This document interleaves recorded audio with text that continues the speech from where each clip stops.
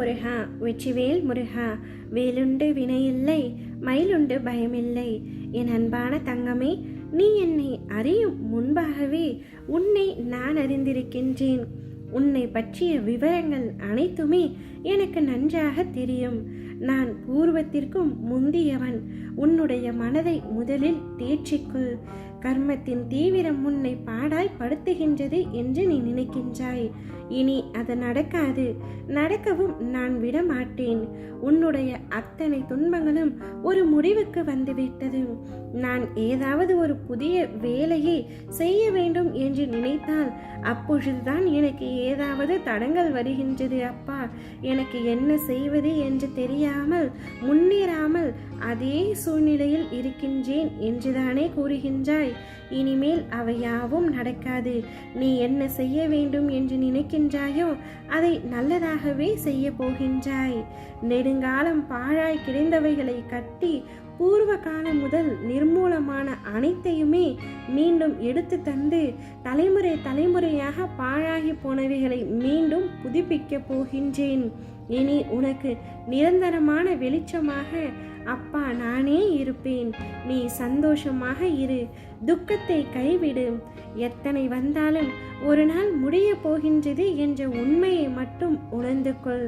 நடந்ததும் நடப்பதும் நடக்க போவதும் ஆகிய எதுவுமே உன்னுடைய கைகளில் இல்லை. உன்னால் நடந்ததும் இல்லை.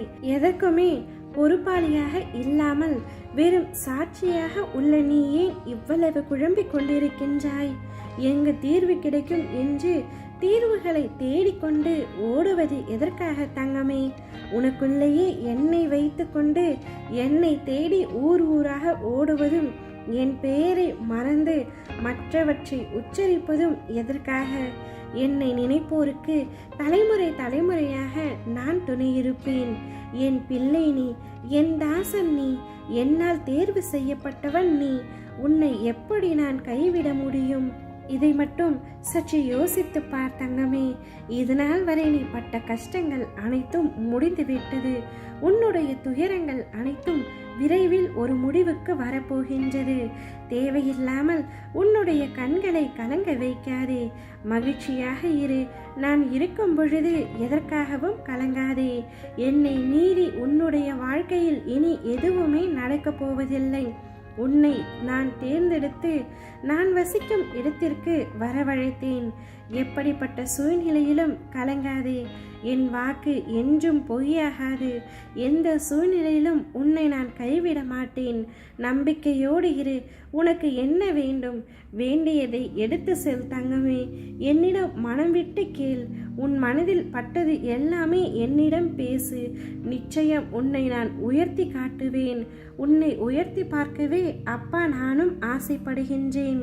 உன்னுடைய தேவையை பூர்த்தி செய்ய யாசகம் பெற்று உனக்கு தருவதற்காகத்தான் காத்திருக்கின்றேன். உன் வாழ்க்கை மாறுமா என்ற எண்ணத்தில் வாழ்ந்து கொண்டிருக்கின்றாயே, கண்டிப்பாக மாறும். நீ சந்தோஷத்தில் இருக்கத்தான் போகின்றாய்.